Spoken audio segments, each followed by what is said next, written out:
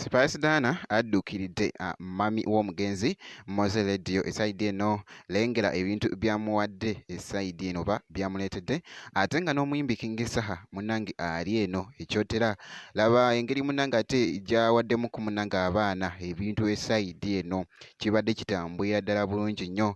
Ngenda kubeera nga ntandika ne Spice Dana ate maaso awo njije n'omuyimbi King Saha. Kati munnange kankutegeezeko omuyimbi Spice Dana munnange abadde eno ewa maama w'omugenzi ono Mmoze Radio era nga Spice Dana atuuseko ku kijja ky'omugenzi esayidi eno bambi abaana ba radio baganda b'emmere bagumya n'obagaliya babeeyomusancho namalako era nga bw'olabaawo ng'afukamidde esayidi eno muganda wange era ng'akatambi kano katwedinze nnyo naddala wali ku mukutu munnange ate ogwa TikTok katambwidde ddala.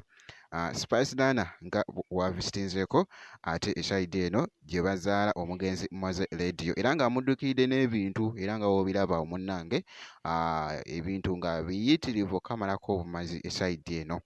Kale munnange kankuggyeeko awo katono nnyo nkutegeezeko ate esayidi eno update endala eriwo ate gye nninawoko mu katambi y'ey'omuyimbi munnange ate King Saha era ng'abadde kyotera munnange omanyi King Saha bambi ayagala nnyo kye bayita abaana abato.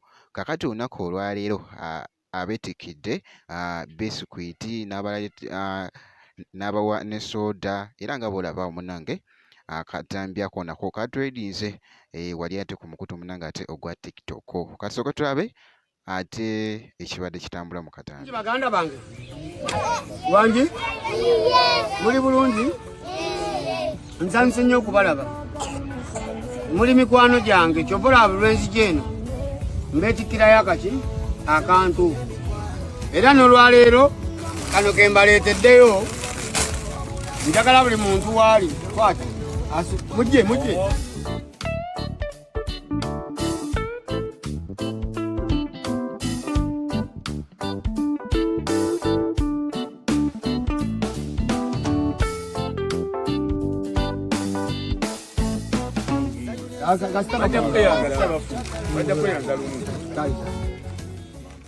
naye nga bwekityo munnange ate bwe kitambudde ngenda kusaba vidiyo gimpe like obeera nga tonnaba n'okusubscribinga nakyo kibeera kitambulira ddala.